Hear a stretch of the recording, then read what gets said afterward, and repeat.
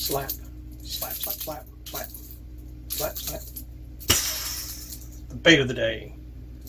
Been a while since I've done that, isn't it? The Cotton Cordell Boy Howdy tail weighted. We're going to talk about this. You ready to run a gun? It's time for blast off. Let's go.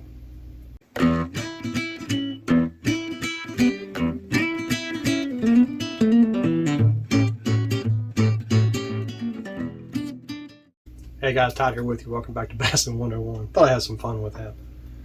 Tail weighted Boy Howdy, Cotton Cordell. Man, I was so excited when they brought these things back out because I used to catch fish off these things a long time ago. Man, a long time ago, before I even started putting hackle on the back of them.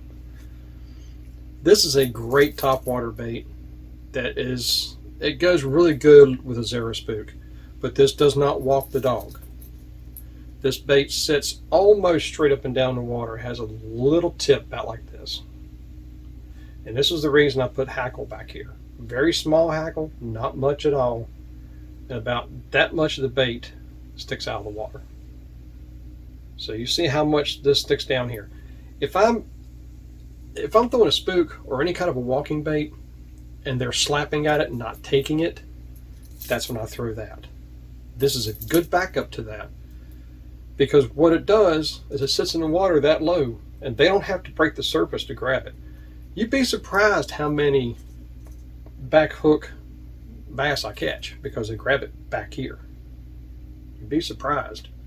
Matter of fact, if you watch that one video I did a few weeks ago where I caught one on this exact same Boy Howdy right here. As I caught him on this backside, and the one that I lost, he left some of his fish material that I showed you on there too, on the back hook. So that's what they were doing. They're grabbing at the back of this thing. They're going for that hackle.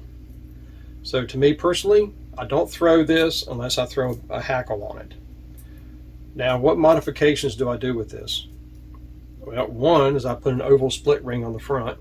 You can tie a loop knot, but I would not tie directly to this bait. Give it some room to move. Give it some room to do its thing. This is a very subtle type of topwater bait. It comes with short shank number 4 treble hooks. With this being the same size as a Smithwick Rogue, you can actually use size 6s, but I actually went to a size 5 owner ST.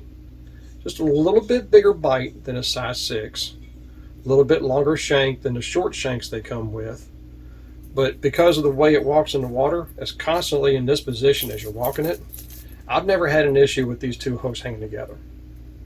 Me personally, I've never had one. But if you want to use size 6s, go right ahead. If you want to use the short shank 4s that come on it, go ahead, just sharpen them. You'll be fine. I just like the light that there. It's also a heavier hook. I like the lighter weight type hooks as I think it gives it more action. It makes it slap the water harder. It makes it bobble up and down a lot faster, a lot more erratic. And it doesn't cause it to go like this too fast in the water. It causes it to actually, with this hackle, it will actually swing into that position and stop when you use the lighter wire hooks. That's why I like using them. Pound test, you can use anything from 10 to, I wouldn't go heavier than 14. 12 to 14 would be my main weights. But because this is not a walking bait, it's just a slapping type bait, 10 pound will work just fine. Especially if you got super clear water and no wind, 10 pound might be the deal. But you want a line to float. So monofilament, braid if you like it. I'm not a big braid fan on top water because I think it jerks it too hard. The monofilament gives it just enough stretch where it doesn't overwork the baits. That's why I like monofilament. 12 to 14 pound test, it just floats better. If you go to 17, you just don't get the action out of this. I didn't like it with 17 pounds, so I don't throw it with 17. Type of rods, your typical topwater rod that you like, 5.5, 6, 6.5, 7, 7.5 foot, whatever you want to throw. Spinning rod even, whatever you want to throw. This is a 3/8, so you can even throw this on a spinning rod if you want to, if you've got some of the heavier line on it. But the Boy Howdy, it's good for calm water. When the wind picks up a little bit, It's kind of hard to watch this, especially if you've got some chop on the water. It is kind of hard to see this bait. You might want to take a red Sharpie, maybe put some red right here so you can kind of see it, or even orange, maybe a little orange so you can kind of see the head. But like I said, it's only this much sticks out of the water, so it is kind of hard to see. This is a calm water type of bait. Okay, absolutely calm water. And early in the morning or later in the evening, in the middle of the day, I've never really done very well in this bait as far as during the day.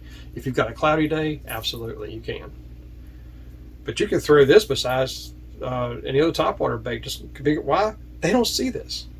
Nobody throws this anymore. They still have them out. They're still available on LureNet.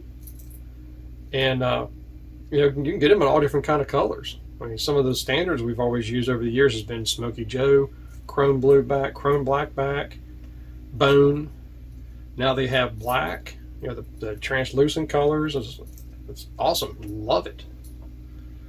But you don't need a whole slew of colors. I stick with just natural colors. It's the only color I throw right here, or anything else is just a gizzard shad.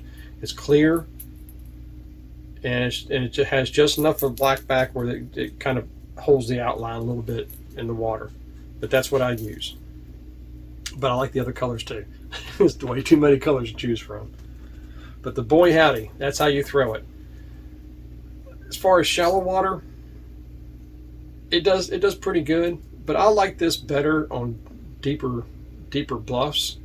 You know, wherever you throw a Zara Spook, which is normally over deeper water, that's where I like to throw this. I always throw this along in the exact same waters as you throw a Zara Spook. If some of you guys like throwing a Zara Spook in shallow water, say 3 to 5 feet, and you like working around stumps and stuff like that, okay, great. Try that too. Because, like I said, this is a great other version of a Zara Spook, but it does not walk the dog because the tail weight is right there on the outside, just a chunk of lead, and it slaps the water like this. But you can get it to kind of, if you give it several pops, it'll kind of bounce back and forth, but it's not going to walk. Okay, it'll just kind of slop and just do this, and it'll settle back just like that. And all of a sudden, when you pause it, all of a sudden you just kind of see it just go. Doink. You'd be surprised how many bass I've caught off this bait and never saw anything. Just saw the lure just go like, oh, and grabbed it right there every single time. But the tail weighted Boy Howdy, that's how you fish it. That's the line you throw it on, the situations you throw it in, everything else, and it's also how you modify it. Modifying baits are a beautiful thing. So until next time, remember, new techniques are trendy, but bass never change, especially with baits like this. May the Father bless you and keep you in Yeshua's name, and as always, fish on.